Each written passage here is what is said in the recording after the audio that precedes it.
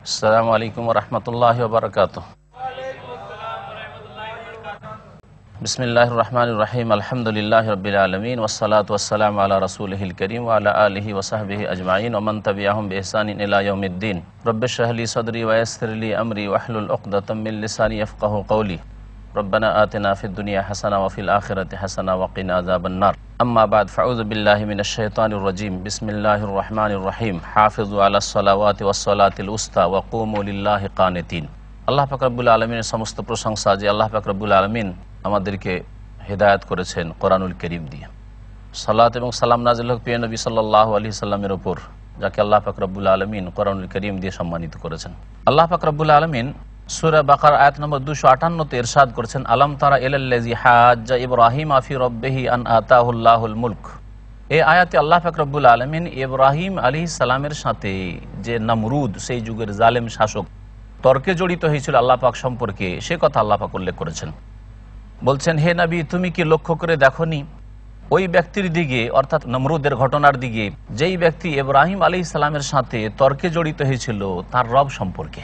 আন আতাহুল্লাহুল মুলক, কারণ আল্লাহ পাক তাকে রাজত্ব দান করেছিলেন। তাহলে নেতৃত্ব অনেক সময় মানুষকে পথভ্রষ্ট করে, যেমন অঢেল ধন সম্পদ মানুষকে পথভ্রষ্ট করে। বেশি বিদ্যা বুদ্ধি হলে আর সেটা যদি উপকারী বিদ্যা না হয়, আর সেই বিদ্যা দিয়ে আল্লাহকে না চেনা যায়, তাহলে নাস্তিক হয়ে পড়ে। অনেক সময় তা মানুষকে পথভ্রষ্ট করে। আল্লাহ পাক রব্বুল আলামিন বলছেন যে, ইয ক্বালা ইব্রাহিম রাব্বি আল্লাযী ইহয়ী ওয়া ইউমীত। ইব্রাহিম আলাইহিস সালাম নমরুদকে বললেন যে, আমার প্রতিপালক তো সেই সত্তা যিনি জীবন দান করেন আর যিনি মৃত্যু দান করেন। মানুষকে কাউকে আল্লাহ পাক মারছেন, আবার কাউকে পৃথিবীতে সৃষ্টি করছেন, সেই আল্লাহ পাক আমার রব। ক্বালা, নমরুদ তখন বলল, এই কাজ তো আমি করতে পারি। আনা ওয়াহয়ী ওয়া উমীত, আমি প্রাণ দান করি আর আমি মারি। কেমন করে? সে যুক্তি পেশ করলো, দুটো আসামিকে ধরে নিয়ে আসি, আর নিয়ে আসার পরে আমি ইচ্ছা করলে দুটোকে মারতে পারি না, দুটোকে মারি না, একটাকে আমি জীবন্ত ছেড়ে দিই, একে প্রাণ দান করে দিলাম, আর আরেকজনকে আমি জবাই করে দিলাম, মেরে দিলাম। এই কাজ তো আমি করি। কিভাবে জাতিকে সে প্রতারিত করছে। তার হাতে হায়াত মত নেই, কিন্তু জাতিকে এই কথা দিয়ে ধোঁকা দিয়ে দিল। ইব্রাহিম আলাইহিস সালাম দেখলেন যে এ তো মানব জাতিকে প্রতারিত করে দেবে, তখন তিনি আরেকটি যুক্তি পেশ করলেন। আল্লাহ পাক ইরশাদ করছেন, ক্বালা ইব্রাহিম, তখন ইব্রাহিম আলাইহিস সালাম বললেন নমরুদকে, ফাইন্নাল্লাহ ইয়াতি বিশ-শামসি মিনাল মাশরিক ফাতি বিহা মিনাল মাগরিব। আল্লাহ পাক রব্বুল আলামিন সূর্যকে উদিত করেন পূর্ব দিক থেকে, পূর্ব দিক থেকে সূর্য ওঠে। ফাতি বিহা মিনাল মাগরিব, তুমি তার বিরোধিতা করে পশ্চিম দিক থেকে সূর্য উদিত করো, তাহলে দেখবো তোমার ক্ষমতা, এবং তখন বুঝতে পারবো যে তুমি রব, তাহলে তখন মানা যাবে। ফাবহিতাল্লাযী কাফার, কাফের তখন হতভম্ব হয়ে পড়লো, এর জবাব আর কি পাবে। তখন না হয় মানুষকে ধোঁকা দিয়ে দিল, হায়াত মতের প্রশ্ন, প্রাণ দান করার কথা, মৃত্যুদানের কথা যখন আসলো তখন। কিন্তু এই যুক্তিতে এসে তার আর কিছু বলার সুযোগ থাকলো না, হতভম্ব হয়ে চুপ হয়ে গেল। আল্লাহ পাক বলছেন, আল্লাহু লা ইয়াহদিল কওমাজ জালিমিন, জালেম সম্প্রদায়কে আল্লাহ রাস্তা দেখান না। যেই ব্যক্তি বাড়াবাড়ি করে, যেই ব্যক্তি সত্যকে যাচাই বাছাই করতে চায় না, যেই ব্যক্তি অন্তর থেকে সত্য পথের সন্ধান করে না, তাকে আল্লাহ পাক হিদায়াত দেন না। আল্লাহ পাক তারপরে আরেকটি ঘটনা উল্লেখ করেছেন, আউকাল্লাযী মাররা আলা ক্বরিয়াতিন ওয়া হিয়া খাওয়িয়াতুন আলা উরুশিহা ক্বালা আন্না ইউহয়ী হাযিহিল্লাহু বা'দা মাউতিহা ফাআমাতাহুল্লাহু মিআতা আম। আয়াতটি বড় লম্বা রয়েছে। এতে আল্লাহ পাক রব্বুল আলামিন এমন এক ব্যক্তির ঘটনা উল্লেখ করেছেন, যেই ব্যক্তি কোনো একটি জনপদ দিয়ে যাচ্ছিল, আর গিয়ে দেখলো যে সেই জনপদটি, সেই গ্রামটি, সেই অঞ্চলটি ধ্বংস হয়ে গেছে, সেখানকার লোকেরা ধ্বংস হয়ে গেছে, সেখানকার বাড়িঘর ধ্বংস হয়ে গেছে। দেখে তিনি বললেন যে, এই জনপদকে আবার কি করে এদের মৃত্যুর পরে আল্লাহ পাক জীবিত করবেন? এটা আশ্চর্যেরই কথা। এই ব্যক্তি কে ছিলেন এই সম্পর্কে তাফসীরকারদের মতানৈক্য রয়েছে, বিভিন্ন মত রয়েছে। তার মধ্যে যেটি সবচেয়ে প্রসিদ্ধ মত, সেটি হচ্ছে ওজাইর নামক ব্যক্তি ছিলেন। ওজাইর যাচ্ছিলেন ওই রাস্তা দিয়ে, এবং দেখলেন যখন ওই গ্রাম, যে গ্রাম বিরান হয়ে গেছে, যেখানকার লোকেরা ধ্বংস হয়ে গেছে, বাড়িঘর ধ্বংস হয়ে গেছে, তখন তিনি আশ্চর্য হলেন যে এই গ্রামকেও আল্লাহ উঠাবেন, এই গ্রামের যারা মানুষ ছিল মারা গেছে, ধ্বংস হয়েছে, তাদেরকে আল্লাহ পাক উঠাবেন। কেমন করে আল্লাহ উঠাবেন? এটা তো বড়ই আশ্চর্যের বিষয়। অস্বীকার করে নয়, তবে তাকে লাগলো আর যেন আশ্চর্যের বিষয়, কিভাবে করবেন? আল্লাহ পাক দেখিয়ে দিতে চাইলেন। আল্লাহ পাক তাই নবী করিম সাল্লাল্লাহু আলাইহি সাল্লামকে সম্বোধন করে বলছেন, আউকাল্লাযী মাররা আলা ক্বরিয়া, অথবা সেই ব্যক্তির ঘটনা সম্পর্কে বা সেই ব্যক্তির মতো সেই ব্যক্তির ঘটনার মতো ঘটনাগুলি সম্পর্কে চিন্তা করে দেখোনি? এই আয়াত আগের আয়াতের সাথে সম্পর্কিত। আগের আয়াতে আল্লাহ পাক যেমন আলাম তারা বলেছেন, এখানেও হে নবী তুমি কি চিন্তা করে দেখোনি ওই ব্যক্তির ঘটনার মতো ঘটনা সম্পর্কে? মাররা আলা কারিয়াতিন, যিনি এক জনপদ দিয়ে অতিক্রম করছিলেন, ওয়াহিয়া খাওয়াতুন আলা উরুশিহা, আর যেই নগরটি উজাড় অবস্থায় পড়েছিল, ধ্বংস হয়ে গেছিল। খাওয়াতুন আলা উরুশিহা, উপর হয়ে পড়েছিল, ধ্বংস হয়ে, বাড়ি ঘর সবকিছু। তখন তিনি বলেছিলেন, আন্না ইউহি হাযিহিল্লাহু বাদা মাউতিহা, এই জনপদটি এখানকার লোকেদের মৃত্যুর পরে, ধ্বংস হয়ে যাওয়ার পরে কেমন করে আল্লাহ পাক আবার একে জীবিত করবেন আর এইসব লোককে জীবিত করবেন। ফামাতাহুল্লাহ মিয়াত আম, আল্লাহ পাক তখন ওই ব্যক্তিকে মৃত করে দিলেন, মারা গেল। 100 বছর ধরে ওই মৃত অবস্থায় পড়ে থাকলো। সুম্মা বাসাহু, তারপর আল্লাহ উঠালেন। 100 বছর কেটে চলে গেল। তারপর আল্লাহ পাক জিজ্ঞাসা করছেন, কাম লাবিস, কতদিন থাকলে তুমি এই মৃত অবস্থায়? কালা, তখন তিনি জবাব দিলেন, ইউজাইর লাবিস্তু ইয়াওমান আও বাদা ইয়াওম, আমি একদিন অথবা একদিনের কিছু অংশ ঘুমন্ত অবস্থায় অবস্থান, তার ধারণা যে আমি ঘুমিয়ে পড়েছিলাম, এই অবস্থায় আমি অবস্থান করেছি। মানুষ যখন পৃথিবীতে ঘুমিয়ে যায় তখন বুঝতে পারেন যে কত ঘন্টা ঘুমালে। সারা রাত ঘুমিয়েছে 6 ঘন্টা, কিন্তু অনেক সময় মনে হয় যে হয়তো 1 ঘন্টার মতো ঘুমিয়েছি বা আধা ঘন্টা ঘুমিয়েছি, হঠাৎ করে কেন ঘুম ভেঙে গেল, বুঝতে পারে না মানুষ। অনেক সময় বুঝতে পারে, রাত্রে ঘুমিয়ে থাকে মনে করে দিনে ঘুমিয়েছি, দিনে ঘুমিয়ে থাকে মনে করে যে রাত হয়ে গেছে, ফজরের নামাজ পড়তে হবে, অথচ হয়তো দুপুরে ঘুমিয়েছে, আসরের সময় হচ্ছে। তাহলে এই ঘুমের সাদৃশ্য রয়েছে মৌতের সাথে। 100 বছর মৃত্যু অবস্থায় থাকার পরেও বুঝতে পারছে না, বলছে একদিন অথবা একদিনের কিছু কম সময় অতিক্রম করেছে। কেন এই কথা বলেছিলেন তিনি? এই জন্যই যে যেই দিন মৃত্যু হয়েছে সকাল থেকে সন্ধ্যা হলে একদিন, অথবা দিন বেশ কিছুটা চলে যাওয়ার পরে মৃত্যু ঘটেছিল, তারপরে উঠেছেন সন্ধ্যাবেলা, তখন দেখছে দিনের একটা অংশ গিয়েছে, এইরকম ভেবেছেন, ভাবতেই পারেননি যে এত কাল চলে গেছে। আল্লাহ পাক বলছেন, কাল আবাল্লাবিসামিয়াত আম, বরং তুমি 100 বছর এই অবস্থায় তুমি অবস্থান করেছো। 100 বছর পার হয়ে চলে গেছে তোমার এই মৃত অবস্থায়। ফানুজুর ইলা তাআমিকা ওয়া শারাবিকা, তিনি গাধার পিঠে যাচ্ছিলেন এবং তার সাথে তার খাবার ছিল, তার পানীয় ছিল। আল্লাহ বলেন, তোমার খাবার এবং তোমার পানীয় দেখো, লামিয়াতাসান্না, তা পচে সরে যায়নি, আমি হেফাজতে রেখেছি। 100 বছর ধরে তোমার খাবার এবং তোমার পানীয়কে আমি সুন্দর রেখেছি, পচে সরে যায়নি, তাতে গন্ধ হয়নি। ওয়ানজুর ইলা হিমারিকা ওয়ালিনাজ আলাকা আয়াতাল লিন্নাস, দেখো তোমার গাধা, তোমার গাধাকে দেখো, যে তোমার গাধাও আমি জীবিত করে দিচ্ছি। ওয়ালিনাজ আলাকা আয়াতাল লিন্নাস, এবং তোমাকে মানব জাতির জন্য নিদর্শন করতে চেয়েছি। নিদর্শন তাকে বলা হয় যা দিয়ে আল্লাহ পাক রব্বুল আলামিনকে এবং আল্লাহ পাক রব্বুল আলামিনের যেসব কুদরতের বিষয় রয়েছে, যেমন পরকালের বিষয়, পুনরুত্থানের বিষয়, আল্লাহ পাক মানুষকে উঠাবেন, এসবকে জানা যায়। তাহলে এর মাধ্যমে মানুষ জানতে পারবে যেইভাবে আল্লাহ একজন মৃত ব্যক্তিকে 100 বছর পর জীবিত করতে পারেন, সেই আল্লাহ হাজার হাজার বছর পরে কিয়ামত করে বিচার দিবসে সমস্ত মানুষকে উঠিয়ে হাজির করবেন, তাতে সক্ষম। ওয়ানজুর ইলাল ইজামে কাইফা নুনশিজুহা, আল্লাহ পাক রব্বুল আলামিন বলছেন, তুমি হাড়গুলির প্রতি লক্ষ্য করো যে কিভাবে আমি ওগুলোকে জোড়া লাগিয়ে দিয়েছি। গাধা সরে গলে গেছে, হাড়গুলি পড়ে আছে সাদা সাদা হয়ে, আর সে হাড়গুলিকে আল্লাহ পাক রব্বুল তার সামনে কিভাবে জড়াচ্ছেন, আল্লাহ বলছেন দেখো তুমি।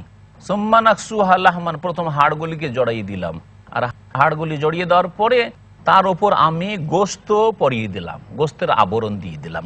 কিভাবে তোমার গাধাকে আমি জীবিত, এইভাবে মানুষকে আমি হাড় হাড্ডি সবকিছু সরে পচে গেছে মাটি থেকে উঠাবো, আর উঠার পরে তাদের শরীরে হাড়গুলিকে জড়াবো, আর হাড় জড়িয়ে দেওয়ার পরে হাড়কে আমি গোশত পরিয়ে দেব, আর আত্মা দিয়ে দেওয়ার পরে আমি সেই বিচার দিবসে তাদেরকে উত্থিত করব।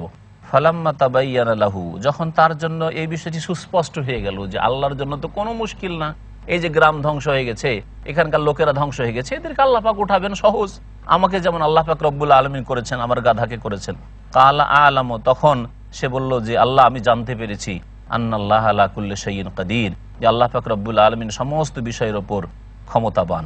আল্লাহ পাক রব্বুল আলামিন তারপর ইব্রাহিম আলাইহিস সালামের আরেকটি ঘটনা উল্লেখ করেছেন, ওয়াইদ কালা ইব্রাহিম রব্বি আরিনি কাইফা তুহিল মাউতা, স্মরণ করো ওই সময়কে যখন ইব্রাহিম আলাইহিস সালাম বলেছিলেন যে হে আমার প্রতিপালক, আরিনি কাইফা তুহিল মাউতা, আপনি মৃতকে কেমন করে জীবিত করেন, এটা আমাকে দেখিয়ে দেন তো। আমার মনের একটা আগ্রহ যে মৃত মানুষ বা মৃত পশু কি করে জীবিত হইতে পারে, আপনি কেমন করে করেন, এটা আমি দেখতে চাই। কাল আল্লাহ পাক বলেন আওয়ালাম তুমেন, তাহলে তুমি বিশ্বাস করো না? আরে তুমি ইব্রাহিম আমার অন্তরঙ্গ বন্ধু খলিলুল্লাহ, আর তুমি কি বিশ্বাস করো না? কালা বালা। ইব্রাহিম বললেন যে হ্যাঁ অবশ্যই আল্লাহ বিশ্বাস করি, যে তুমি প্রাণ দিয়েছ এবং তুমি মৃত্যু দান করবে এ কথা বিশ্বাস করি। ওয়ালাকিন লিয়াতমাইন্না কালবি, তবে মনের শান্তির জন্য। চোখে দেখলে তার ব্যাপারটা আলাদা হবে, আমি আরো মনের অতিরিক্ত শান্তির জন্য আর ইমানকে আরো মজবুত করার জন্য, তোমার কুদরত দেখার জন্য আমার এই আশা আকাঙ্ক্ষা। আল্লাহ পাক বলেন কালা ফাখুদ আরবাআতা মিনাত তায়র ফাসুরহুন্না ইলাইক, তুমি 4টি পাখি নাও আর 4টি পাখি নিয়ে ফাসুরহুন্না ইলাইক, সেগুলিকে তুমি বশীভূত করো, সেগুলিকে তোমার দিকে ডাক দেবে। বশীভূত করা এর অর্থ হচ্ছে, ফাসিরহুন্নার যে সঠিক অর্থ সেটা হচ্ছে যে পোষ মানিয়ে নাও, যাতে তোমার কাছাকাছি আসে, ডাকলে চলে আসে এবং সেগুলিকে তুমি চিনতে পারো যে এগুলি পাখি, অন্য পাখি নয় এগুলি। তো সেগুলিকে বশীভূত করো আর তারপরে সেগুলিকে জবাই করে দাও। এখানে উজ্জ আছে, আল্লাহ পাক রব্বুল আলামিন সংক্ষেপ করে দিয়েছেন। আর কেউ কেউ ফাসুরহুন্না ইলাইক মানে বলেছেন যে এগুলোকে জবাই করে দাও, এই পাখিগুলোকে জবাই করে দাও। সুম্মা জাল আলা কুল্লি জাবালিন মিনহুন্না জুজান, তারপরে প্রত্যেক পাহাড়ের ওপর প্রত্যেকটি পাখি থেকে এক একটি করে অংশ রেখে দাও, কিছুটা এক এক পাখি থেকে গোশত নিয়ে রেখে দাও। সুম্মা দুহুন্না, তারপরে তাদেরকে আহ্বান করো, ডাকো, ওই পাখিগুলিকে ডাক দেবে। ইয়াতিনাকা সায়া, এই 4টি পাখি দৌড় দিয়ে তোমার দিকে আসবে। ওয়ালাম, এবং জেনে রাখো আন্নাল্লাহ আজিজুন হাকিম, আল্লাহ পাক রব্বুল আলামিন মহা পরাক্রমশালী এবং প্রজ্ঞাময়। আল্লাহ পাক রব্বুল আলামিন পরাক্রান্ত এবং আল্লাহ পাক রব্বুল আলামিনের সব কাজে হিকমত রয়েছে, তিনি প্রজ্ঞাময়। আল্লাহ পাক রব্বুল আলামিন তারপরে দান খায়রাতের ফজিলত বর্ণনা করেছেন। যারা দান খায়রাত করে তাদেরকে আল্লাহ পাক কি দেবেন বলছেন, মাসালুল্লাযিনা ইউনফিকুনা আমওয়ালাহুম ফি সাবিলিল্লাহ, ওই লোকদের দৃষ্টান্ত যারা আল্লাহর রাস্তায় নিজের ধন সম্পদ ব্যয় করে। কামাসালি হাব্বা, তাদের এই দান একটি বীজের মতো, একটি বীজের মতো। আমবাতাত সাবআ সানাবিলা, যেই একটি বীজ 7টি শীষ উদ্গত করে। একটি বীজ বপন করলে তার থেকে 7টি শীষ হয় ধানের গাছে, গমের গাছে। ফি কুল্লি সুম্বুলাতিন মিআতু হাব্বা, আর প্রত্যেক শীষে 100টি করে দানা থাকে, তাহলে 700 হয়ে গেল। আল্লাহু ইউদাইফু লিমান ইয়াশা, আল্লাহ পাক যার জন্য চান আরো বেশি বৃদ্ধি করেন। আল্লাহু ওয়াসিউন আলিম, আল্লাহ পাক প্রাচুর্যের অধিকারী এবং আল্লাহ পাক সবকিছুই জানেন, তিনি জ্ঞানময়। তো এই আয়াতে আল্লাহ পাক রব্বুল তাহলে দানকে তুলনা করেছেন, একটি টাকা দান করলে বা একটি কোনো বস্তু দান করলে আল্লাহ পাক তাকে কি করবেন, 7টি শীষের মতো করবেন, 7 করবেন। কমের পক্ষে 7 গুণ করবেন, 10 গুণ করবেন, আর সেটাকে বাড়িয়ে আল্লাহ পাক রব্বুল আলামিন 700 পর্যন্ত দেবেন। যেই ব্যক্তি যত বেশি ইখলাসের সাথে, যত বেশি নিষ্ঠার সাথে, যত বেশি আল্লাহ পাকের সন্তুষ্টির আশা এবং পরকালের মুক্তির জন্য নেক কাজ করবে, দুনিয়ার উদ্দেশ্য নয়, কাউকে শোনানোর জন্য নয়, কাউকে দেখানোর জন্য নয়, কাউকে খুশি করার জন্য নয়, কারো চাপে নয়, কারো লজ্জায় নয়, দুনিয়ার কোনো গরজ নেই।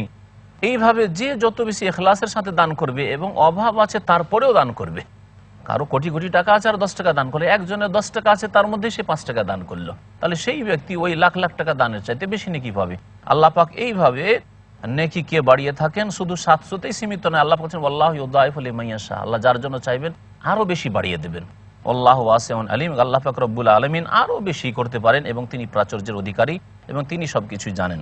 আল্লাযীনা ইউনফিকুনা আমওয়ালাহুম ফি সাবিলিল্লাহ সুম্মা লা ইউতবিউনা মা আনফাকু মান্নান ওয়ালা আযা লাহুম আজরুহুম ইনদা রাব্বিহিম ওয়ালা খাউফুন আলাইহিম ওয়ালা হুম ইয়াহজানুন। আল্লাহ পাক বলছেন যারা তাদের ধন সম্পদকে আল্লাহর রাস্তায় ব্যয় করে এবং ব্যয় করার পরে যা খরচ করেছে, ব্যয় করেছে, তারপরে ইহসানের কথা উল্লেখ করে না, স্মরণ করিয়ে দেয় না যে তোমাকে এই করেছিলাম, তোমাকে এই দিয়েছিলাম, খোঁচা দেওয়া যাকে বলা হয়, খোঁচা দেয় না। ওয়ালা আজান, আর কষ্টও দেয় না, কোনো মানসিক কষ্ট, তোমাকে আমি না দেখলে তুমি এত বড় হইতে পারতে, তোমাকে যদি আমি না পড়াইতাম তাহলে কোথায় থাকতে তুমি, এই ধরনের আঘাতমূলক কথা বলে না। লাহুম আজরুহুম ইনদা রাব্বিহিম, তাদের পুরস্কার রয়েছে তাদের রবের নিকট, আর তাদের কোনো ভয়ও নেই। ওয়ালা খাউফুন আলাইহিম ওয়ালা হুম ইয়াহজানুন, তাদের কোনো চিন্তা নেই। পক্ষান্তরে যারা খোঁচা দেবে দান করার পরে, অথবা স্মরণ করিয়ে দিবে, বারবার লজ্জা দেবে, আল্লাহ পাক তাদেরকে নেকি দেবেন না, তাদের নেকিগুলিকে নষ্ট করে দেবেন। আল্লাহ পাক রব্বুল আলামিন ইরশাদ করেছেন সূরা বাকারা আয়াত নম্বর 263-তে, কাউলুম মারুফুন ওয়া মাগফিরাতুন খায়রুম মিন সাদাকাতিন ইয়াতবাউহা আযা ওয়াল্লাহু গানিয়ুন হালিম। ভালো কথা বলা এবং মার্জনা করা এমন দান চাইতে ভালো যেই দানের পরে কাউকে কষ্ট দেওয়া হয়, এবং আল্লাহ পাক রব্বুল আলামিন অভাবমুক্ত, আল্লাহ পাক রব্বুল আলামিন ধৈর্যশীল। মহান আল্লাহ এখানে বলতে চাইছেন, কোনো ব্যক্তি যদি অভাবী হয় আর দান না করতে পারে, কাউকে দিতে পারলো না, ফকির মিসকিনকে ভিক্ষা দিতে পারলো না, সে একটা ভালো কথা বলে বিদায় করলো।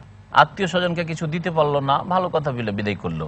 এবং কেউ যদি বেয়াদবি করে, কোনো আত্মীয় স্বজন বেয়াদবি দিতে পারলেন না অথবা ধার দিতে পারলেন না, তখন বেয়াদবি করলো, আপনি মাফ করে দিলেন, মাগফিরা। কোনো লোক দোষ ত্রুটি করলো, আপনি মাফ করে দিলেন। এটা ওই দান চাইতে ভালো যেই দানের পরে খোঁচা দেওয়া হয়। দান করলেন, দান করার পরে আপনি যখন তখন তাকে কষ্ট দেন, যখন তখন এই কথা উল্লেখ করেন যে তোকে এই করেছিলাম, তোকে সেই করেছিলাম। দান করলেন, দান করার পরে আপনি যখন তখন তাকে কষ্ট দেন, যখন তখন এই কথা উল্লেখ করেন যে তোকে এই করেছিলাম, তোকে সেই করেছিলাম, তোকে মানুষ করেছিলাম। তো এই ধরনের কথা বলার চাইতে না দিয়ে ভালো কথা যদি বলেন, এটা অনেক ভালো। কেউ যদি ভুল ভ্রান্তি করে আর তাকে মাফ করে দেন, সেটা আরো অনেক ভালো। আল্লাহ পাক রব্বুল আলামিন তাহলে মাফ করতে বলেছেন, ভালো কথা বলতে বলেছেন। আর দান করলে দান করার পরে কাউকে খোঁচা দিবে না, কষ্ট দিবে না, এই আদেশ করেছেন। মহান আল্লাহ তারপর ইরশাদ করেছেন এই বিষয়ে, ইয়া আইয়ুহাল্লাযীনা আমানু লা তুবতিলু সাদাকাতিকুম বিল মান্নি ওয়াল আযা, তোমরা তোমাদের দান খায়রাতগুলিকে নষ্ট করবে না।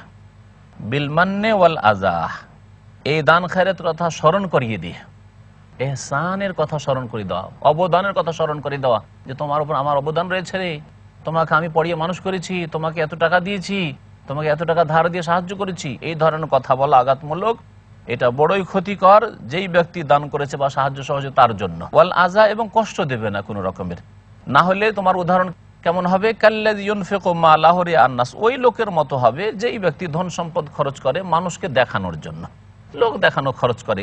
আজকাল আমাদের দেশে ওয়াজ মাহফিলগুলিতে জলসাই দান করে লোক দেখানো, আসলে দিত না, কিন্তু লোকেরা দেখবে আর তার নামটা উচ্চারণ করা হাজার হাজার মানুষের সামনে, এলাকার লোকেরা জানবে যে 50,000 দিল, সেই জন্য দান করে থাকে। আর অনেক সময় এই ওয়াজ মাহফিলগুলিতে যারা ওয়াদা করে তারা অধিকাংশই দেয় না ঠিকভাবে। দিতে চায় 50,000, 50 বার গিয়েও এটা আদায় করা যায় না, হয়তো 10,000 দিল, ভিতরে থেকেই গেল এই লুকায়িত রহস্য বা তত্ত্ব। আল্লাহ পাক বলছেন ওয়ালা ইউমিনু বিল্লাহি ওয়াল ইয়াউমিল আখির, লোক দেখানো দান করে, আল্লাহর প্রতি ঈমান নেই, পরকালের প্রতি ঈমান নেই। ফামাসালুহু কামাসালে সাফওয়ান, এর উদাহরণ হচ্ছে একটি পরিষ্কার পরিচ্ছন্ন সাদা পাথরের মতো, মসৃণ পাথর, একেবারে পরিষ্কার হয়ে আছে। আলাইহি তুরাবুন, তার উপর কিছু মাটি আছে। আর সেই মাটি ফাসাবাহু ওয়াবিল, সেই মাটির ওপর, পাথরের ওপর মুষলধার বৃষ্টিপাত হইল। আর বৃষ্টির কারণে যে কিছু পাথরের ওপর মাটি ছিল, ধুলো ছিল, ফাতারাকাহু সালদান, তা ধুয়ে সাফ করে দিয়ে একবারে পাথরকে পরিষ্কার করে দিল। লা ইয়াকদিরুনা আলা শাইইন মিম্মা কাসাবু, যা কিছু তারা উপার্জন করেছে তার কোনোটাই রক্ষা করতে পারলো না। ওয়াল্লাহু লা ইয়াহদিল কওমাল কাফির, আল্লাহ কাফের সম্প্রদায়কে হিদায়াত দান করেন না। আল্লাহ পাক এই উদাহরণ কেন বর্ণনা করলেন? ওই দান খায়রাতকারীদেরকে, যারা দান খায়রাত করার পরে কষ্ট দেয়, খোঁচা দেয়, তাদেরকে তাদের ইহসান অবদানের কথা তাদের সামনে তুলে ধরে, তাদের নেকির অবস্থা ওই রকমই যে পাথরের উপর কিছু মাটি আছে। মাটি আছে তো এই মাটি কোনো কাজে আসবে না, এই মাটিতে বীজ বপন করা যাবে না, কোনো চাষাবাদও করা যাবে না। ওই মাটি ছিল কিছুক্ষণ, কিন্তু যখন মুষলধার বৃষ্টি ওর উপর হইল তখন মাটি ধুয়ে সাফ হয়ে গেল, এই পাথরের উপর আর কিছুই নেই, এই পাথরের উপর কোনো কিছু আর উৎপন্ন করা যাবে না। ঠিক তেমনি এই লোক দান তো করেছিল, কিন্তু দান করার পরে ওই মুষলধার বৃষ্টির মতো তার ইহসানের কথা, খোঁচা দেওয়া কথা, এসব আঘাতমূলক কথা বলে যা কিছু নাকি ছিল সবকে সাফ করে দিল, কিছুই আর রাখলো না। আল্লাহ পাক রব্বুল আলামিন এইভাবে এই দৃষ্টান্ত পেশ করেছেন। ওয়ামাসালুল্লাযীনা ইউনফিকুনা আমওয়ালাহুম ইবতিগা মারাদাতিল্লাহি ওয়া তাসবিতাম মিন আনফুসিহিম কামাসালি জান্নাতিন বিরাবওয়া আসাবাহা ওয়াবিলুন ফাআতাত উকুলাহা দিফাইন ফাইন লাম ইউসিবাহা ওয়াবিলুন ফাতাল ওয়াল্লাহু বিমা তা'মালুনা বাসীর। আল্লাহ পাক এখানে ওই সব লোকদের দান খায়রাতের কথা উল্লেখ করেছেন যারা তাদের বিপরীত আল্লাহর সন্তুষ্টির জন্য দান খায়রাত করে। আর ওই সব লোকদের উদাহরণ ইউনফিকুনা আমওয়ালাহুম ইবতিগা মারাদাতিল্লাহ, যারা ধন সম্পদকে ব্যয় করে আল্লাহ পাকের সন্তুষ্টির উদ্দেশ্যে, ও তাসবিতাম মিন আনফুসিহিম, এবং তাদের মনের শান্তি থেকে, অর্থাৎ তাদের মনের খুশি থেকে আল্লাহকে সন্তুষ্ট করতে চাই, এবং নিজেদের মনে যে ঈমানের দৃঢ়তা আছে এই দৃঢ়তা থেকে খরচ করে, লোক দেখানো নয়। কামাসালে জান্নাতিন বিরাবওয়া, একটি বাগানের মতো, যে বাগানটি বড় উচ্চ স্থানে, উঁচু জমিনে রয়েছে। একটি বাগানের আল্লাহ উদাহরণ দিলেন, আর উঁচু জমিনে রয়েছে। আসাবাহু আবিল, সেখানে মুষলধার বৃষ্টি হইল। বৃষ্টি যদি হয় উঁচু জায়গায় তাহলে সেটা ডুবে যাবে না। ফাআতাত উকুলাহা দিফাইন, তাহলে তার ফসল উৎপন্ন হয়ে আসলো দ্বিগুণ। যেহেতু ভালো বৃষ্টি হয়েছে দ্বিগুণ ফসল হইল। ফাইনলাম ইউসিব ওয়াবিল, আর যদি ভালো বৃষ্টি নাও হয় তাহলে ফাতাল্লুন, শিশির বিন্দুই যথেষ্ট। অল্প যে শিশির কুয়াশা হয়েছে তাতেই যে পানিটা রসটা পেয়েছে তাতে ফসল জন্মে যাবে। বাগান এবং উঁচু জায়গাতে বাগান আছে, যদি শিশির কুয়াশাও পাই আর তাতেই সেখানে ফসল হয়ে যাবে। আল্লাহ বিমা তা'মালুনা বাসীর, আল্লাহ তোমরা যা কিছু করো সবকিছুই তিনি দেখেন।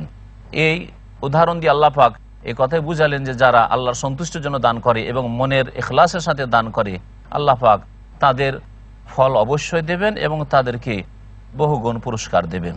মহান আল্লাহ তারপর ইরশাদ করছেন, আয়াওয়াদু আহাদুকুম আন তাকুনা লাহু জান্নাতুম মিন নাখিলিন ওয়া আনাব তাজরি মিন তাহতিহাল আনহার লাহু ফিহা মিন কুল্লিস সামারাত ওয়া আসাবাহুল কিবারু ওয়া লাহু যুররিয়াতুন দুআফা ফাআসাবাহা ইসারুন ফিহি নার ফাহতারাকাত কাযালিকা ইউবাইয়িনুল্লাহু লাকুমুল আয়াতি লাআল্লাকুম তাতাফাক্কারুন।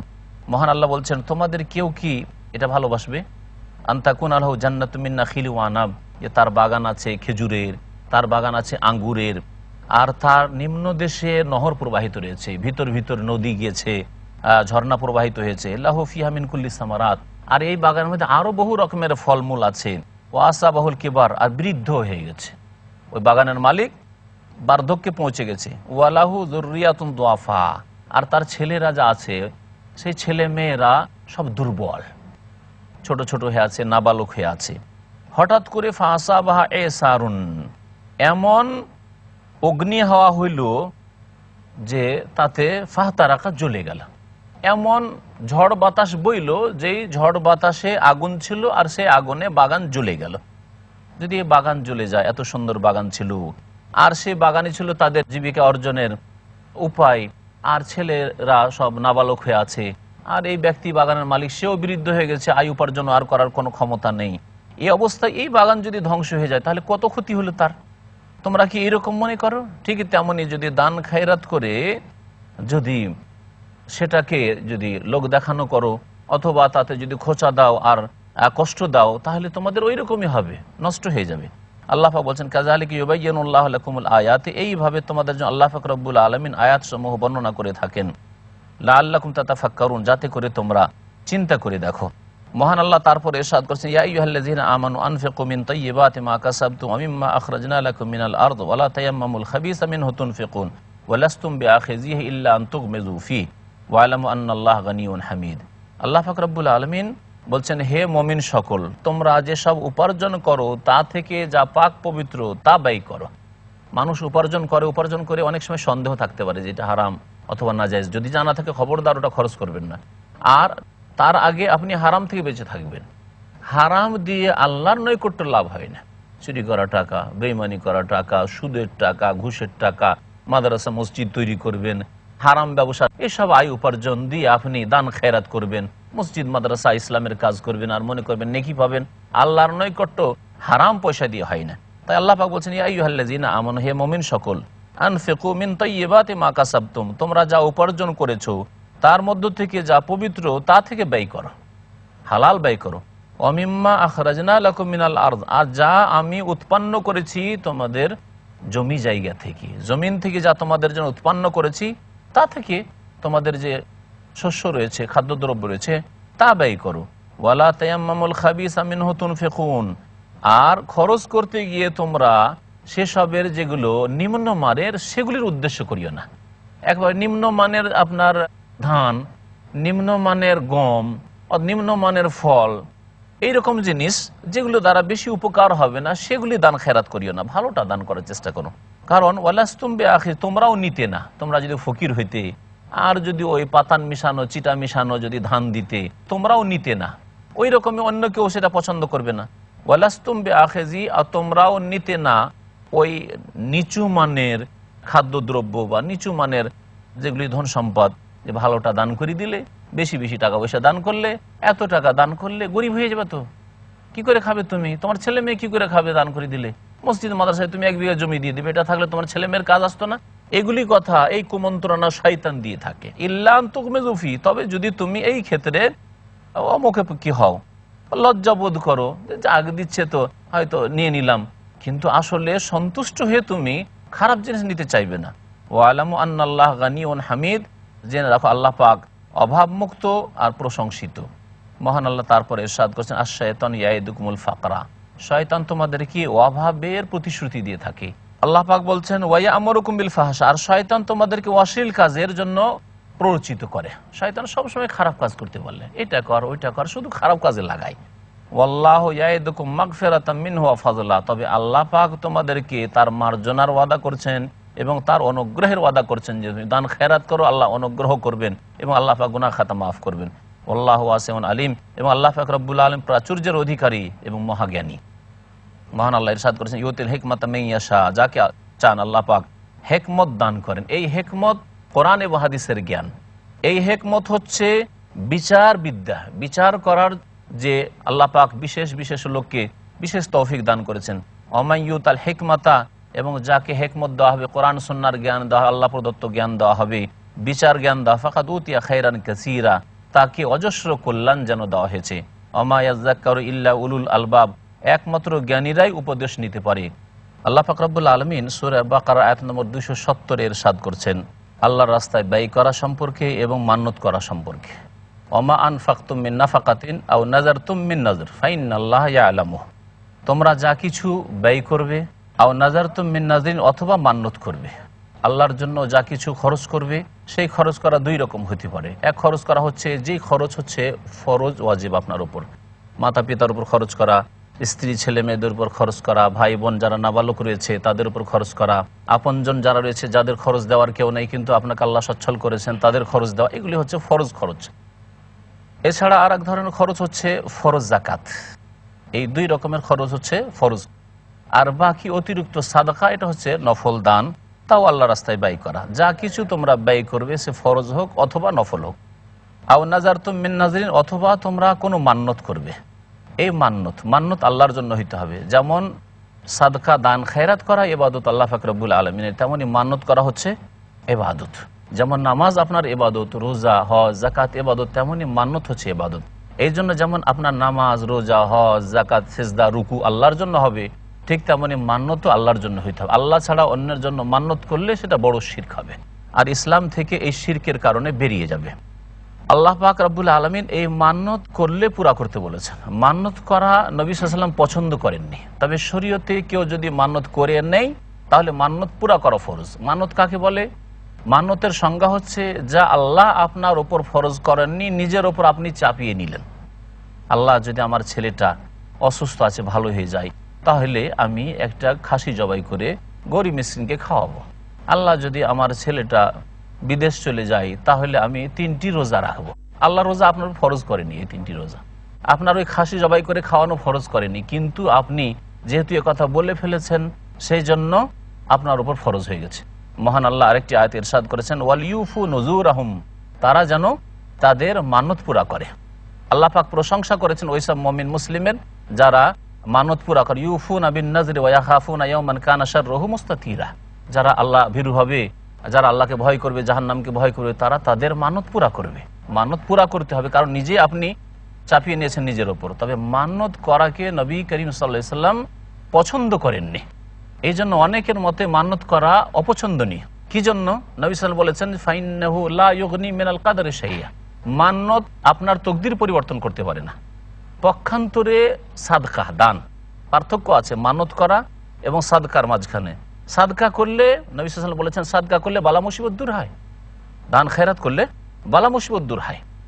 সাদকা আর মানতে পার্থক্য। সাদকা করলেন আপনার কোনো অসুবিধা হয়েছে, আপনার ছেলে মেয়ে অসুস্থ হয়েছে, বা আপনার কোনো মনের কামনা আছে পুরা হয়নি, আগেই আপনি আল্লাহর রাস্তায় দান করে দিলেন যে আল্লাহ আমার মনের আশা তুমি পূরণ করি, আমি তোমার রাস্তায় আমি দান করে দিলাম, তোমার রাস্তায় এই কাজ করলাম।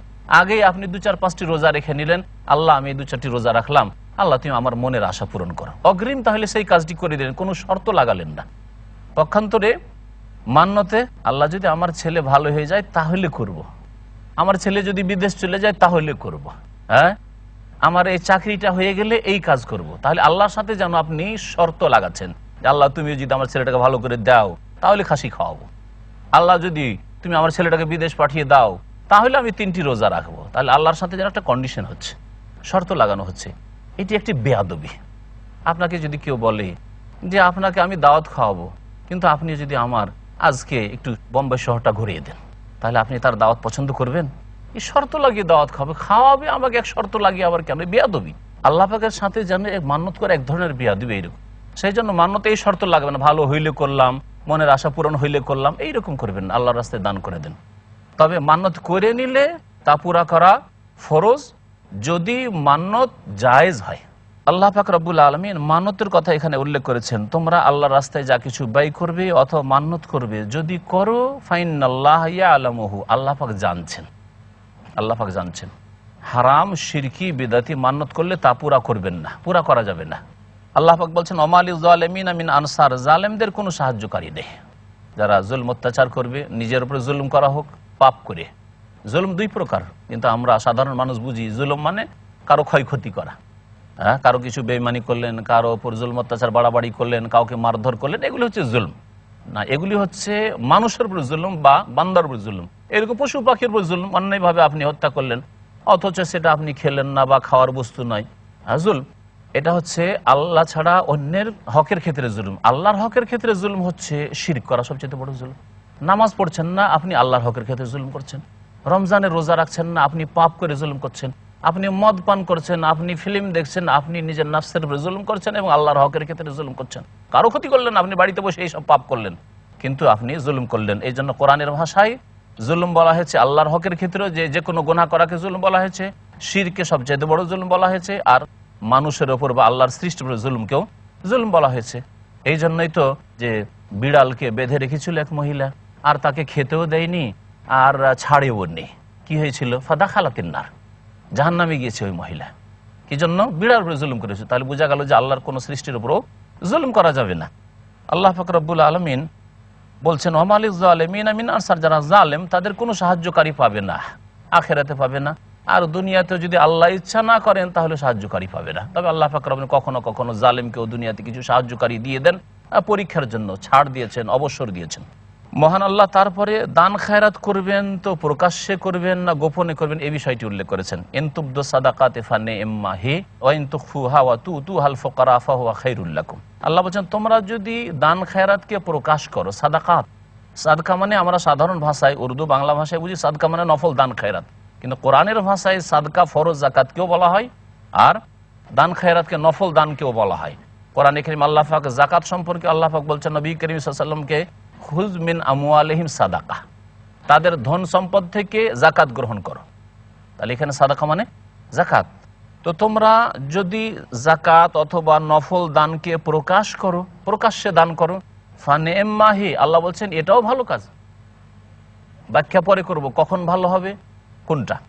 ওয়া ইন তুখফুহা, আর যদি সেটা গোপনে করো, দান খেরাত গোপনে করো, যাকাত গোপনে বের করো, ওয়া তুতুহাল ফুকারা, এবং তা গরিব মিসকিনকে, দরিদ্রকে প্রদান করো, ফাহুয়া খায়রুল লাকুম, এটা তোমাদের জন্য কল্যাণকর হবে। ওয়া ইউকাফিরু আনকুম মিন সাইয়্যাতিকুম, এবং আল্লাহ পাক তোমাদের গুনাহগুলিকে মোচন করে দেবেন। আল্লাহু বিমা তা'মালুনা খাবীর, এবং আল্লাহ পাক যা কিছু তোমরা করো সে সম্পর্কে সূক্ষ্ম খবর রাখেন। এখন আসেন এই বিষয়টি বোঝার ক্ষেত্রে যে আমরা দান খায়রাত প্রকাশ্যে করলে মানে লোকজনকে জানিয়ে করলে বেশি নেকি পাবো না গোপনে করলে বেশি নেকি পাবো। নবী করিম সাল্লাল্লাহু আলাইহি ওয়াসাল্লামের একটি হাদিস আছে যে 7 শ্রেণীর মানুষকে আল্লাহ পাক রব্বুল আলামিন আরশের ছায়া দেবেন কিয়ামতের মাঠে, সাবাতুন ইউযিল্লুহুমুল্লাহু ফি যিল্লিহি ইয়াওমা লা যিল্লা ইল্লা যিল্লুহু। তার মধ্যে একজন রয়েছে রাজুলুন তাসাদ্দাকা বিসাদাকাতিন, এমন ভাবে দান করলো ফাআখফাহা, লুকিয়ে দান করলো, হাত্তা লা তা'লামা শিমালুহু মা তুনফিকু ইয়ামিনুহু, ডান হাতে যদি খরচ করে বাম হাত জানতে পারলো না, অর্থাৎ পাশের লোক জানতে পারলো না। এদিক দিয়ে লুকিয়ে একটা গরিবকে এমন ভাবে ধরিয়ে দিলেন তার হাতে যে বাম দিকে একটা লোক আছে সেও জানতে পারলো না, চুপচাপ দান করলেন। রাতের অন্ধকারে গেলেন কারো গরিবের বাড়িতে আর দান করে দিলেন, পাশের বাড়ির লোক জানতে পারলো না, আপনার স্ত্রী ছেলে মেয়েরা জানতে পারলো না যে আপনি দান করলেন। তাহলে এটা বেশি নেকির বিষয়, আল্লাহ পাক আরশের ছায়া দিবেন কিয়ামতের মাঠে। তাহলে এই হাদিস এছাড়াও আরো বহু দলিল রয়েছে, সেসব দিয়ে বোঝা যায় যে গোপনে দান করলে বেশি নেকি পাওয়া যাবে। তো গোপনে দান করলে নিঃসন্দেহে বেশি নেকি পাওয়া যাবে। আর বিশেষ করে যখন আপনি গরিবকে দিচ্ছেন তখন লুকিয়ে দেবেন, যাতে করে ওই ফকির ব্যক্তি, দরিদ্র ব্যক্তি লজ্জিত না হয়। আপনাকে যদি এতগুলি লোকের সামনে আমি টাকা দিই যে গরিব মানুষ যান আপনার ছেলে মেয়ের জন্য কাপড় কিনবেন, লজ্জিত হবেন না? নিশ্চয় লজ্জিত হবেন, আপনার মানহানি হবে। এই জন্য আল্লাহ পাক রব্বুল আলামিন যাতে কোনো মানুষের মানহানি না হয়, ওয়া ইন তুখফুহা, তোমরা যদি গোপনে দান করো, ওয়াতুতু হাল ফোকারা, আর দরিদ্রদেরকে তা প্রদান করো, লুকিয়ে প্রদান করবে, যাতে তার মান সম্মান নষ্ট না হয়। গ্রামের লোকেরা, দেশের লোকেরা না বুঝে এই লোকটা তো ফকির, এ তো সাদকা খায়, এ তো জাকাত খায়, এ কথা যেন না বুঝতে পারে, তার মান সম্মানটা ঠিক থাকে। তাহলে অধিকাংশ ক্ষেত্রে গোপনে দান করলে বেশি নেকি পাওয়া যাবে, কোন কোন ক্ষেত্রে প্রকাশ্য দান করলে বেশি নেকি হবে। তার একটি ক্ষেত্র হচ্ছে যে যেখানে দেখবেন যে আমি একাই এই কাজটি করতে পারবো না, একটা মসজিদ তৈরি করতে হবে, একটা মাদ্রাসা বা ইসলামিক দাওয়ার কাজ করতে হবে, আমি একা আর কত টাকা দেবো, সেই টাকা দিয়ে কাজ হবে না। তাহলে আমার দেখা দেখি যদি অনেকে দেয় তাহলে বড় একটা কাজ হয়ে যাবে, বড় একটা অঙ্ক চলে আসবে, আর তা দিয়ে আমাদের কাজ হবে। এই ক্ষেত্রে আপনি বেশি একটা অঙ্ক ভালো করে দিয়ে দিলে লোকজনকে দেখিয়ে, যাতে করে অন্যান্য লোকেরা দেখে, আরে অমুক ব্যক্তি 10,000 দিতে পারলো, আমি তো অনেক পয়সা রাখি তার চাইতে বেশি, তা আমি 20,000 দেবো, কেউ বলে আমি 30 দেবো, কেউ বলে আমি 50 দেবো, কেউ আমি লাখ দেবো।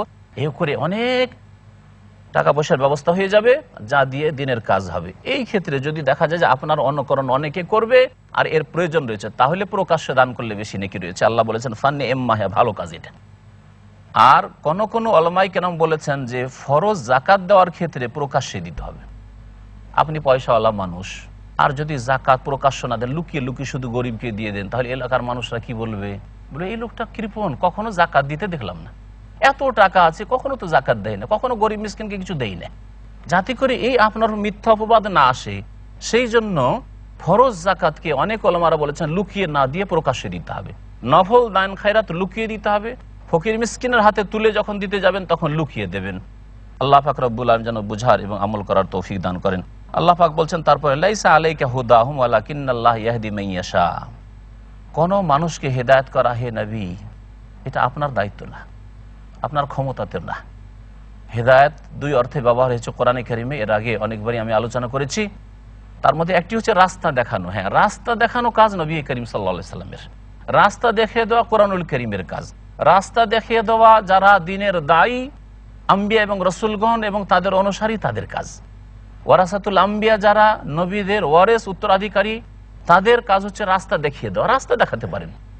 আরেকটি হিদায়াতের অর্থ তৌফিক দেওয়া, গন্তব্যস্থানে পৌঁছিয়ে দেওয়া, এটা একমাত্র আল্লাহ পাক রব্বুল আলামিনের কাজ। ইন্নাকা লা তাহদি মান আহবাবতা, হে নবী তুমি যাকে ভালোবাসো তাকে তুমি গন্তব্যস্থানে পৌঁছাতে পারো না, রাস্তা তো দেখাতে পারো। আবু তালেবকে গন্তব্যস্থানে নবী করিম সাল্লাল্লাহু আলাইহি ওয়াসাল্লাম পৌঁছাতে পারেননি, রাস্তা অনেক দেখিয়েছেন কিন্তু সে রাস্তা নেইনি। কিন্তু আল্লাহ পাক রব্বুল আলামিন যাকে হিদায়াত করেছেন, ওমর রাদিয়াল্লাহু তাআলা আনহুকে খুন করতে আসছিলেন তিনি, আল্লাহ পাক গন্তব্যস্থানে পৌঁছিয়ে দিলেন, হিদায়াত করে দিলেন। তো আল্লাহ পাক বলছেন লাইসা আলাইকা হুদাহুম, তাদের হিদায়াত করা আপনার দায়িত্ব না, মানে তাদেরকে গন্তব্যস্থানে পৌঁছে দেওয়া, তৌফিক দেওয়া, এটা আমার কাজ একমাত্র, এটা আপনার হাতে না। ওয়ালাকিন্নাল্লাহ ইয়াহদি মান ইয়াশা, তবে আল্লাহ পাক যাকে ইচ্ছা হিদায়াত দান করে থাকেন, গন্তব্যস্থানে পৌঁছে দিয়ে থাকেন। ওমা তুনফিকু মিন খাইরিন, এবং যা কিছু কল্যাণ তোমরা ব্যয় করবে, ফালি আনফুসিকুম, সেটা তোমাদের নিজের জন্যই করবে, তাতে নিজের ফায়দা হবে। চিন্তা করুন, টাকা পয়সা যদি আপনি নিজের হাতে দান করে যান, তাহলে নিশ্চিত যে আপনি আগে কিছু পাঠাইলেন, পরকালের জন্য কিছু সম্বল পাঠালেন। পক্ষান্তরে যদি আপনি ছেলে মেয়ের আশায় থাকেন যে অসুবিধা নেই, টাকা পয়সা ইনকাম তো করি, আর ছেলে মেয়েরা মাশাআল্লাহ আমার ভালো আছে, আদব কায়দা ভালো আছে, ওরা আমার জন্য আমি মরে গেলে দান খেরাত করবে, তাহলে আপনি নিশ্চিত না, নাও করতে পারে, তারা কৃপণতা করতে পারে, বা তাদের হাতে টাকা পয়সা নাও থাকতে পারে, অভাবী হয়ে যেতে পারে। আল্লাহ পাক বলছেন ওমা তুনফিকু মিন খাইরিন, যে কোনো কল্যাণ তোমরা ব্যয় করবে, ফালে আনফুসিকুম, সেটা তোমাদের নিজেদের স্বার্থেই করবে। ওমা তুনফিকুনা ইল্লা ইবতিগা ওয়াজহিল্লাহ, এবং যা কিছুই তোমরা খরচ করবে একমাত্র আল্লাহ পাকের সন্তুষ্টির জন্য করবে। এখানে আল্লাহ পাকের সন্তুষ্টিকে ওয়াজহিল্লাহ বলে আখ্যায়িত করেছেন। আল্লাহর ওয়াজহুন মানে হয় চেহারা, মুখমণ্ডল, ফেস। তাহলে এই আয়াত প্রমাণ করে যে আল্লাহ পাক রব্বুল আলামিনের চেহারা আছে, আল্লাহ পাক রব্বুল আলামিনের চেহারা আছে। আল্লাহ পাকের নাম এবং গুণাবলীর তৌহিদ, তৌহিদের যে 3টি প্রকার রয়েছে তার মধ্যে তৃতীয় হচ্ছে তৌহিদুল আসমা ওয়া সিফাত। আল্লাহ পাকের সুন্দর সুন্দর নাম রয়েছে, আল্লাহ পাকের সুন্দর সুন্দর গুণ রয়েছে, কিছু আল্লাহ পাকের সত্তাগত জাতি গুণ রয়েছে, তার মধ্যে একটি হচ্ছে আল্লাহ পাকের চেহারা। যখন আল্লাহ পাকের চেহারা আছে তখন আল্লাহ পাকের আকার আছে। আল্লাহ পাক নিরাকার নন, বরং আল্লাহ পাক সাকার। কিন্তু আল্লাহ পাকের চেহারা কার মতো? আল্লাহ পাকের মতো। ওয়াল কাইফু মাজহুলুন, ইমাম মালিক রাহমাতুল্লাহ বলেছেন যে ধরন আমাদের জানা নেই, তবে এটা জানা আছে যে আল ইস্তিওয়া মালুম, আল্লাহ আরশে সমাসীন রয়েছেন, ওই রকমই আল্লাহ পাকের চেহারা আছে, এটা কোরআন হাদিস দিয়ে জানা। ওয়া ইয়াবকা ওয়াজহু রাব্বিকা যুল জালালি ওয়াল ইকরাম, সূরা রহমান আল্লাহ কি বলছেন? তোমার রবের চেহারার কথা আল্লাহ পাক বলেছেন। আর চেহারা বলে আল্লাহ পাক তার সত্তাকে উদ্দেশ্য করেছেন, সেটা আলাদা ব্যাপার। যেমন আমরা বলে থাকি, একটা লোককে যদি আপনি দীর্ঘদিন না দেখেন তো কি বলেন আমাদের দেশের ভাষায়, ভাই আপনার চেহারাটা অনেক দিন ধরে দেখিনি। তার মানে কি, তার হাত পা দেখেছেন নাকি? মানে তাকে দেখেননি।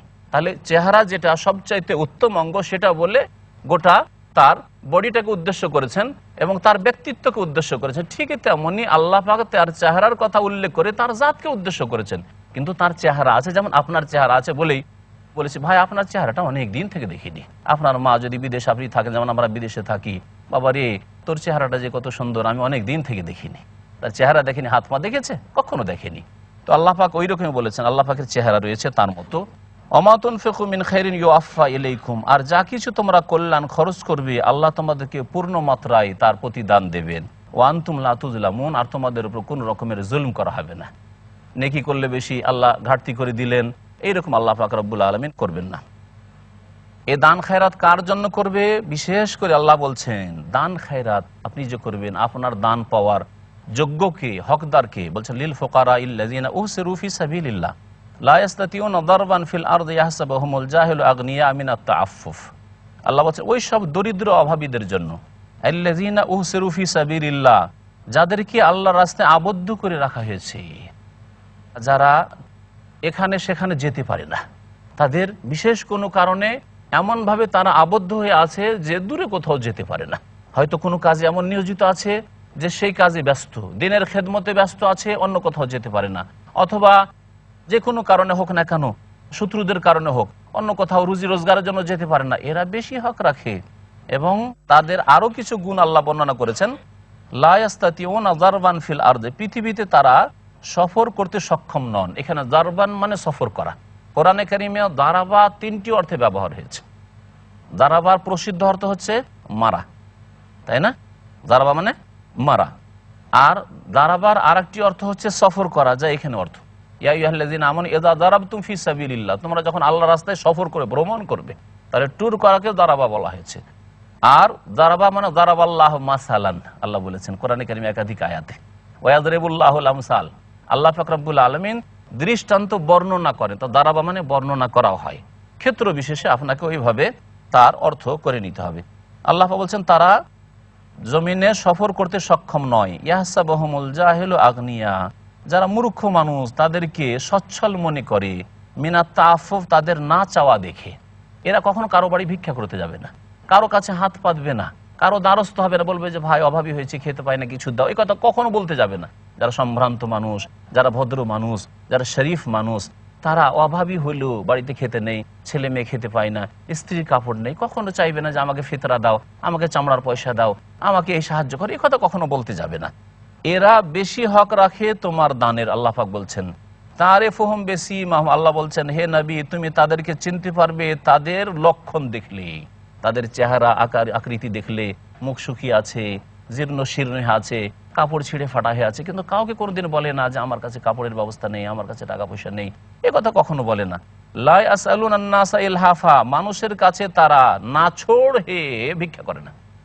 প্রথম কথা ভিক্ষাই করে না, আর যদি কখনো কারো কাছে চায় তো নাছোড় হয়ে ধরে না, যে না দিলে যাবে না। যেমন কিছু ভিক্ষুকদের দেখবেন যদি আপনাকে ধরে নেয় গায়েও হাত দিয়ে দিবে আপনার, যতক্ষণ না দেবেন আপনার কাপড় ধরে নেবে। এইরকম খারাপ চরিত্র নয় এদের। আল্লাহ পাক বলছেন যে এরা বেশি হক রাখে। ওমা তুনফিকু মিন খাইরিন ফাইন্নাল্লাহা বিহি আলিম, যা কিছু কল্যাণ তোমরা ব্যয় করবে আল্লাহ সে সম্পর্কে সম্যক জ্ঞানী। আল্লাযীনা ইউনফিকুনা আমওয়ালাহুম বিল্লাইলি ওয়ান নাহারি সিররান ওয়া আলানিয়া, ওই লোকেরা যারা তাদের ধন সম্পদ ব্যয় করে রাত্রে এবং দিনে, সিররান ওয়া আলানি, গোপনে এবং প্রকাশ্যে। তাহলে বোঝা গেল দান খায়রাত দিনেও করতে হবে আর প্রয়োজনে রাত্রেও করতে হবে। আমাদের দেশে মহিলাদের মধ্যে প্রচুর কুসংস্কার আচার বিদাত আছে। মহিলারা ছোটকালে দেখতাম ওই বুড়ি মহিলারা রাত্রে কিছু দেবে না, রাত্রে লবণ চাইতে এসে দেবে না, টাকা চাইতে এসে দেবে না। এক গরিব লোক চাইতে এসে চাউল, যে অনাহারে আছে আর হাট থেকে কিছু আনতে পারেনি, দেও এক কাঠা চাউল দাও, বলছে না না রে রাত্রে চাউল দাও, রাত্রে চাউল দিলে সব ধন সম্পদ বেরিয়ে চলে যাবে। এইসব শিরকি আকীদা, এই টোটকা ফোটকা যত আছে এগুলি হচ্ছে শিরক। আল্লাহ পাক রব্বুল আলামিন আমাদের সংশোধন করার তৌফিক দান করেন। আল্লাহ পাক বলছেন যে রাত্রেও দান করবে, দিনেও দান করে, প্রকাশ্যেও দান করে, গোপনে দান করে, যেখানে যখন প্রয়োজন আল্লাহ রাস্তায় দান করে। ফালাহুম আজরুহুম ইনদা রাব্বিহিম, তাদের পুরস্কার রয়েছে তাদের প্রতিপালকের নিকট। ওয়ালা খাউফুন আলাইহিম, তাদের কোনো ভয়ও নেই। ওয়ালাহুম ইয়াহজানুন, আর তারা কখনো চিন্তিত হবে না। দুনিয়াতে চিন্তিত হবে যে কি করে খাবো, এই চিন্তা করে না। আল্লাহর নেক বান্দার এই কথা চিন্তা, দান করে দিব তো কি করে খাবো, ছেলে মেয়ে কি করে খাবে, সব চিন্তাও করে না। আর পরকালে আল্লাহ পাক মহাপুরস্কার দিবেন, কোনো চিন্তা থাকবে না। হাসরের মাঠে মানুষ ত্রাহি ত্রাহি করবে, এদের কোনো চিন্তা হবে না ইনশাআল্লাহ। আল্লাহ পাক রব্বুল আলামিন এই গুণগুলি আল্লাহর ওলির বলেছেন। আলা ইন্না আউলিয়া আল্লাহ লা খাউফুন আলাইহিম ওয়া লা হুম ইয়াহজানুন। আল্লাহর যারা ওলি হবে, বন্ধু হবে, তাদের কোনো ভয়ও নেই আর তাদের কোনো দুশ্চিন্তাও নেই। আর একই কথা আল্লাহ পাক বলেছেন, যারা রাতেও দান করে, দিনেও দান করে, প্রকাশ্যে দান করে, গোপনে দান করে, যেখানে দান করার সুযোগ পায় সেখানে দান করে, তাদের জন্য মহাপুরস্কার রয়েছে রবের পক্ষ থেকে, এবং তাদের কোনো ভয়ও নেই আর তাদের চিন্তাও নেই। তারপর আল্লাহ পাক রব্বুল আলামিন সুদের কথা উল্লেখ করেছেন, সুদখোরদের অবস্থার কথা এবং তাদের দুনিয়া এবং আখিরাতে শাস্তির কথা। আল্লাহ পাক বলেছেন আল্লাযীনা ইয়াকুলুনা রিবা, যারা সুদ ভক্ষণ করে। সুদ বলা হয় যে কোনো কাউকে আপনি টাকা দিলেন আর দেওয়ার পরে যা দিলেন তার চাইতে বেশি নিলেন, অথবা যা দিলেন সেটা তো ততটাই নিলেন, কিন্তু অন্য দিক থেকে আপনি উপকৃত হলেন। প্রসিদ্ধ শরীয়তের নীতিমালা রয়েছে এবং সাহাবায়ে কেরাম থেকে এই উক্তিটি বর্ণিত হয়েছে, কুল্লু কারদিন জাররা মানফা ফাহুয়া রিবা। যদি কোনো ঋণ কাউকে দেন আর তা দিয়ে যদি আপনি বেনিফিটেড হন, উপকৃত হন, তাহলে সেটা সুদ। আপনি 1000 টাকা দান করলেন, তার কাছ থেকে 1000 টাকাই নেবেন আপনি, কিন্তু মাঝখানে তার বেশ কিছু জিনিস ব্যবহার করেন আপনি। তার যদি গাড়ি থাকে, ড্রাইভার হয়, গাড়িটা ফ্রি, তার গাড়িতে ফ্রি চড়বেন আপনি। তার যদি একটা মোটরসাইকেল থাকে, আপনার জন্য ফ্রি, কারণ ধার দিয়ে রেখেছেন। আমাদের গ্রাম অঞ্চলে যদি গরুর গাড়ি থাকে বা যদি গরুর বলদ থাকে, ওটা ফ্রি, কারণ ওকে যে টাকা ধার দেওয়া আছে, সুতরাং ফ্রি ব্যবহার করতে হবে। এগুলি হচ্ছে সুদ। টাকাটা তো সরাসরি নিলেন না, কিন্তু সাইড থেকে আপনি সুদ খাচ্ছেন। আল্লাহ বলছেন যে যারা সুদ খায়, তাহলে সুদখোর সবচাইতে বড় গুনাহগার সুদের ক্ষেত্রে, কিন্তু সুদের সাথে সংশ্লিষ্ট যত ব্যক্তি রয়েছে সকলেই গুনাহগার, কাবিরা গুনাহ। নবী করিম সাল্লাল্লাহু আলাইহি ওয়াসাল্লাম বলেছেন, লানা রাসূলুল্লাহ সাল্লাল্লাহু আলাইহি ওয়াসাল্লাম, সাহাবারা বর্ণনা করছেন, আল্লাহ রাসূল সাল্লাল্লাহু আলাইহি ওয়াসাল্লাম লানত করেছেন, মানে রহমত থেকে বঞ্চিত হওয়ার, আল্লাহ পাকের রহমত থেকে, দয়া থেকে বঞ্চিত হওয়ার বদদুয়া করেছেন, অভিশাপ করেছেন। আকেলার রিবা, যারা সুদ খায় তার উপরও, মুকেল যে সুদ খাওয়ায়, মানে সুদের উপর টাকা নিয়ে আসে ওই গরিব অভাবী, ওয়াকাতে বাহু যে সুদের ক্লার্ক, সুদি ব্যাংকে সুদি প্রতিষ্ঠানে চাকরি করে আর ওই সুদের লেখাপড়ার কাজ করে, ও শাহেদে যে সাক্ষী থাকলো, উইটনেসের কাজ করলো, ওয়াকালা হুম সাওয়া, এরা সকলেই গুনার দিক দিয়ে সমান, মানে সকলের গুনাহ হচ্ছে কাবিরা গুনাহ। কিন্তু কাবিরা গুনার মধ্যে আবার স্তর আছে। সবচেয়ে বড় কাবিরা গুনাহ কে করলো? যে সুদখোর, ওই পয়সাওয়ালা যে সুদের উপর টাকা দিচ্ছে। আল্লাহ পাক বলছেন যে সুদ খাবে, লা ইয়াকুমুনা, এরা দাঁড়াবে না, ইল্লা কামা ইয়াকুমুল্লাযী ইয়াতাখাব্বাতুহু শাইতানু মিনাল মাস, তারা যখন দাঁড়াবে শয়তান স্পর্শ করলে যেমন আছাড় খেয়ে খেয়ে পড়ে, ওই রকম হয়ে দাঁড়াবে। এটা কখন? এটা হচ্ছে কিয়ামতের মাঠে, এবং এটা হচ্ছে বিচার দিবসে, হাসরের মাঠে, আর এটা হচ্ছে জাহান্নামে উঠবে আর আছাড় খেয়ে পড়বে। মৃগীর রোগীকে দেখেছেন? মৃগীর রোগী মানে ওকে শয়তান ধরেছে, জিনে ধরেছে। জিনে ধরলে মৃগীর রোগী আছাড় খেয়ে খেয়ে পড়ে, পড়ছে উঠছে, পড়ছে উঠছে, গড়াগড়ি করছে। এইরকম বিচার দিবসে গড়াগড়ি করবে, আছাড় খাবে, আর লোকেরা দেখবে তাদের সামনে লাঞ্ছিত, অপদস্থ হবে। এছাড়াও বহু শাস্তি রয়েছে। নবী করিম সাল্লাল্লাহু আলাইহি ওয়াসাল্লাম দেখেছেন যে রক্তের নহরে হাবুডুবু করছে আর ওঠার চেষ্টা করছে, তখন ফেরেশতা পাথর দিয়ে আঘাত করছে। সহিহ বুখারী হাদিস সে রয়েছে। নবী করিম সাল্লাল্লাহু আলাইহি ওয়াসাল্লাম স্বপ্ন যুগে এইসব দৃশ্যগুলি দেখেছেন, জান্নাত জাহান্নামের, এবং বলেছেন যে এ হচ্ছে সুদখোর। সুদখোরদের দুনিয়া এবং আখিরাতে বড় শাস্তি রয়েছে। কেন এই অবস্থা হবে? যালিকা বিআন্নাহুম ক্বালু, কারণ এরা বলেছে ইন্নামাল বাইউ মিসলুর রিবা, ব্যবসা হচ্ছে সুদের মতো। ব্যবসা আর সুদকে সমান মনে করতো, বসে বসে সুদ খায় আর বলে যে ওরা ব্যবসা করছে, আমি সুদ করছি, অসুবিধা কি? একই কাজ। অথচ দুটোতে আসমান জমিন পার্থক্য আছে, দুটোতে আসমান জমিনের পার্থক্য আছে। একটি পার্থক্য সুদ আর ব্যবসায়। ব্যবসাতে ব্রেন বুদ্ধি লাগে, সুদে ব্রেন বুদ্ধি লাগে না। গাধার কাছেও যদি পয়সা থাকে, বোকার কাছেও যদি পয়সা থাকে, আর পয়সা কাউকে সুদের উপর দিয়ে দিল, ব্যাংকে জমা রেখে দিল সুদী ব্যাংকে, ও পয়সা বাড়তি আছে। কিন্তু ব্যবসার জন্য বিদ্যা বুদ্ধি লাগবে, এক পার্থক্য। দ্বিতীয় পার্থক্য হচ্ছে ব্যবসা বাণিজ্য করলে রিস্ক নিতে হয়, ঝুঁকি নিতে হয়, মেহনত করতে হয়, দৌড়াদৌড়ি করতে হয়, নিয়ে আসবেন, বিক্রি করবেন, তারপরে ব্রেন বুদ্ধি লাগাতে হয় কোনখানে এই ব্যবসা চলবে, কোনখানে চলবে না, কেমন ব্যবসা চলবে। তো এই জন্য মেহনত পরিশ্রম করতে হয়। পক্ষান্তরে সুদে না, ভোগবিলাসী, বসে আছেন সারাদিন ঘুমাচ্ছেন আর টাকা বাড়তি আছে, টাকা টাকাকে জন্ম দিচ্ছে। এই জন্য দুটো সমান নয়। যেমন জাহিলিয়াতের যুগেরা বলেছিল, আজকের লোকেরা বলে থাকে সুদখোরেরা। আজকে যারা সুদী ব্যাংকের সিস্টেম চালাচ্ছে, আর পশ্চিমা যে অর্থনৈতিক সিস্টেম আজকে ফেলিওর হয়েছে, তারা ফিরে আসছে ইসলামের অর্থনীতির দিকে। বলছে ইসলামী অর্থনীতি ছাড়া আমাদের আর কোনো উপায় নেই, এবং তাদের যে সুদী অর্থনীতি তা ভেঙে পড়েছে আলহামদুলিল্লাহ। তারা বলতো যে ইন্নামাল বাইউ মিসলুর রিবা, ব্যবসা হচ্ছে সুদের মতো, অথচ আল্লাহ পাক ব্যবসাকে হালাল করেছেন আর ওয়াহাররামা রিবা, সুদকে হারাম করেছেন। ফামান জাআহু মাউইযাতুম মির রাব্বিহি, সুতরাং তাদের কাছে যদি রবের পক্ষ থেকে উপদেশ চলে আসে, ফান্তাহা, অতঃপর বিরত হয়ে যায়। আল্লাহ বলেছেন সুদ হারাম, ছেড়ে দাও, ছেড়ে দে যদি দেই, ফালাহু মা সালাফা, তাহলে আগে যা হয়েছে কুফরের অবস্থায়, শিরকের অবস্থায়, আল্লাহ ছেড়ে দেবেন, অসুবিধা নেই। আল্লাহ পাক বলছেন ওয়া আমরুহু ইলাল্লাহ, তবে ওর ব্যাপারটি আল্লাহর ইচ্ছাধীন। আল্লাহ ইচ্ছা করলে মাফ করবেন, কুফরি থেকে যদি আসে আল্লাহ পাক মাফ করে, আল্লাহ ইচ্ছা করলে শাস্তি দেবেন। ওয়ামান আদা, আর যদি ফিরে আসে, মানে আবার সুদ খায়, জানলো যে সুদ হারাম তারপরেও সুদ খাবে, জানে যে সুদী প্রতিষ্ঠানের সাথে আদান প্রদান করা জায়েজ নাই, তারপরে সুদী প্রতিষ্ঠানে আদান প্রদান করে স্বেচ্ছায়, ফাউলাইকা আসহাবুন নার, এরাই হচ্ছে জাহান্নামের অধিবাসী, হুম ফিহা খালেদুন, এবং তারা সেখানে চিরকাল অবস্থান করবে। ইয়ামহাকুল্লাহুর রিবা ওয়া ইউরবিস সাদাকাত, আল্লাহ পাক সুদকে বিলুপ্ত করে দেন, সুদের টাকা যে বাড়ে আল্লাহ পাক নিশ্চিহ্ন করে দেন। ওয়া ইউরবিস সাদাকাত, আর দান খায়রাতকে আল্লাহ পাক বাড়িয়ে দেন। দান খায়রাত করেন আল্লাহ পাক বাড়াবেন। মা নাকাসা মালুন মিন সাদাকা, দান খায়রাত করলে টাকা পয়সা কমে যায় না, নবী সাল্লাল্লাহু আলাইহি ওয়াসাল্লাম বলেছেন।